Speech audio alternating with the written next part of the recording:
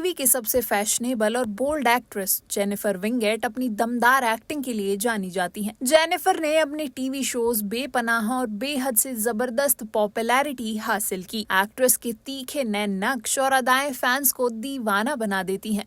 Jennifer अपने acting career के अलावा लव लाइफ को लेकर भी ज्यादा चर्चा में रहीं। जेनिफर को एक ऐसे एक्टर से प्यार हुआ जो पहले से तलाकशुदा थे। इतना ही नहीं, वो एक्टर से इतना प्यार करने लगी थी कि उन्होंने अपने एक्टिंग करियर को खत्म करके हाउसवाइफ बनने तक का फैसला कर लिया था। लेकिन शायद किस्मत को कुछ और ही मंजूर था। दोनों ने शादी तो की, लेकिन शादी के 2 साल बाद ही दोनों का तलाक हो गया। लाइफ के इस फेज में एक्ट्रेस काफी टूट गई थी और डिप्रेशन का शिकार हो गई थी। दोनों के अलग होने के पीछे कई कारण सामने आए। कभी करण के रंगीन मिजाजी अंदाज पर सवाल उठे तो कभी दोनों के बीच की अनबन को इसके पीछे की वजह बताया गया। करण सिंह ग्रोवर के साथ जेनिफर का रिश्ता काफी चर्चा में रहा था। दोनों को टीवी इंडस्ट्री के बेस्ट और हॉटेस्ट कपल में से एक माना जाता था।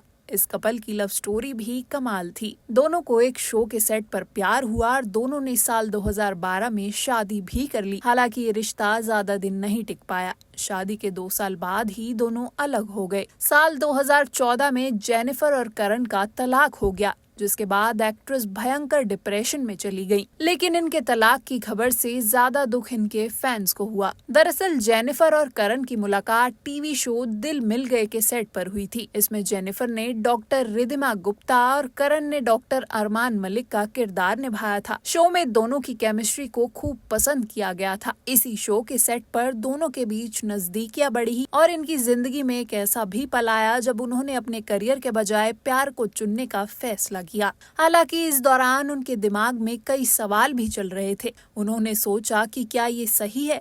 फिर एक समय ऐसा भी आया जब उन्हें शो के ऑफर मिलने कम हो गए, लेकिन वे खुश थीं क्योंकि उस वक्त वो करण के साथ थीं।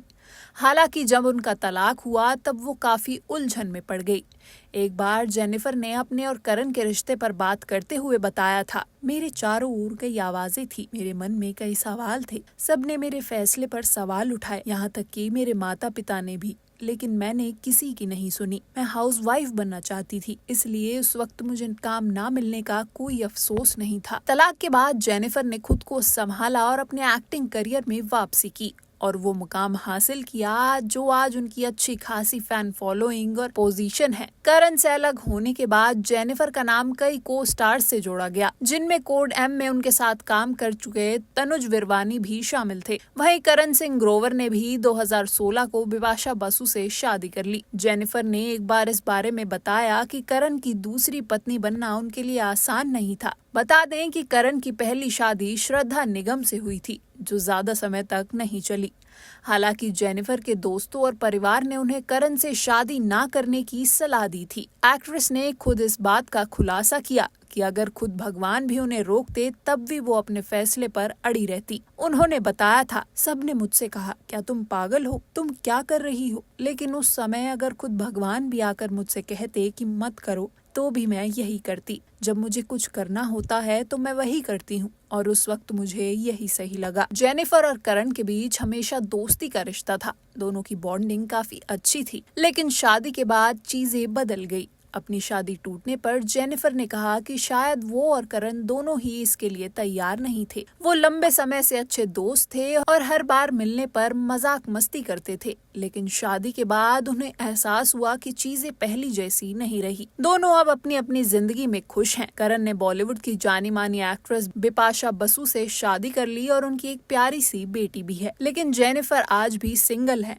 और उन्हें लगता है कि शादी के लिए उनकी टाइमिंग सही नहीं थी।